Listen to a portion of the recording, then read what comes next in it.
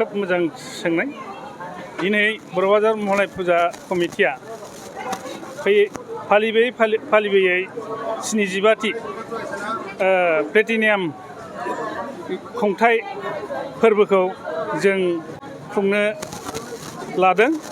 बेवहाय जों बैसोगोराफोरखौ मान बावनायजों लोगोसे जों समाजनि मोजां थासारिखौ जों लाबोनो हायो नामा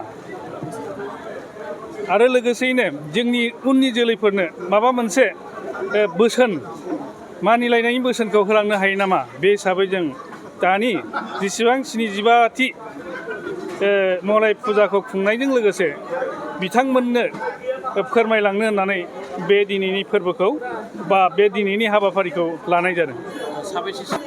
दासिम ओरैनो लिस्टआव जों 60 जनसो खालामदोंमोन। बेवहाय खिन्थु माखासे नुजानो हायाखै।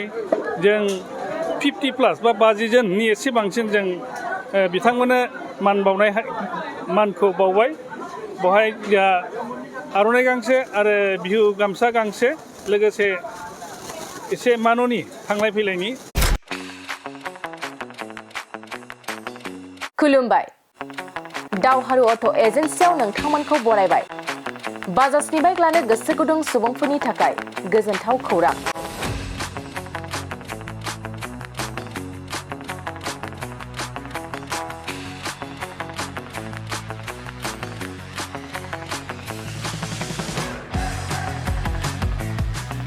क'क्राझार सहराव थानाय दावहारु अट' एजेन्सिया नोंथांमोननि थाखाय फैगौ अक्ट'बरनि 2 खालारनिफ्राय 7 खालारसिम फुजा धामाका अफार्स लोगोसे मेगालन काम एक्सचेन्ज मेला खुंफुंगोन।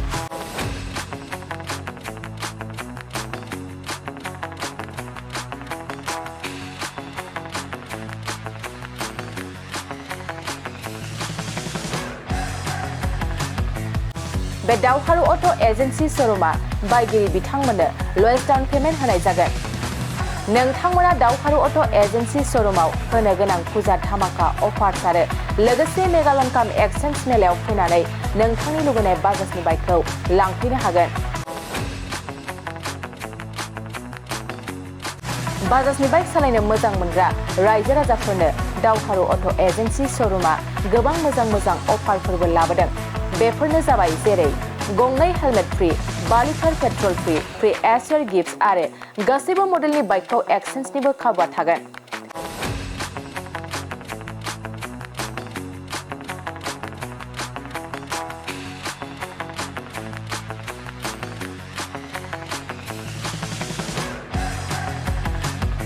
$500 रां होग्रोनानै गोसोबादि बाइकखौ आवग्रिना दोननो हानायनि खाबु दं।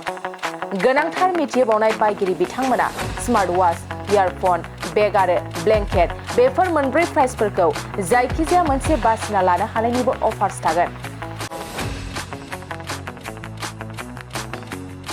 लोगोसे दावहारु अट' एजेन्सि श'रुमा मोजां खाबुबो होबावदों।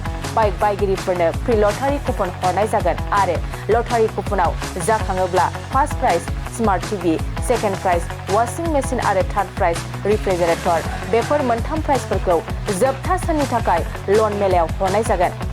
अब्ला मानोथो गोबाव खालामनो, नोंथाङाबो दावहारु अट' एजेन्सि श'रुमाव होनो गोनां बैफोर खाबुखौ लादो।